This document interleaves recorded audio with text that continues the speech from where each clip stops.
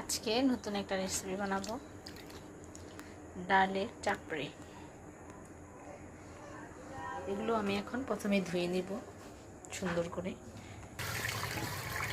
আমি এগুলো ধুয়ে নিচ্ছি সুন্দর করে, পরিষ্কার করে। সাথে কিছু পেঁয়াজও ছিল। এগুলো এখন ব্লেন্ডার করে নিব। এগুলো এখন ব্লেন্ডার করে নিব আমি। এখানে কিছু কাঁচামরিচও দিব, কাঁচামরিচ কুচি ঘরে রেখেছি মনে হয়। এখানে আমি কিছু কাঁচামরিচ কুচি দিয়ে নিয়েছি। এখন ব্লেন্ড করে নেব।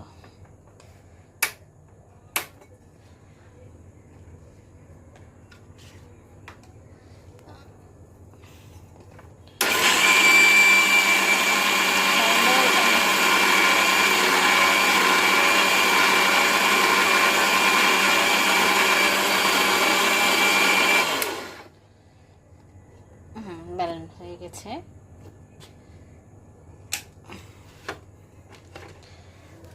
এখন আমি অন্য একটা পাত্রে ঢেলে দেবো।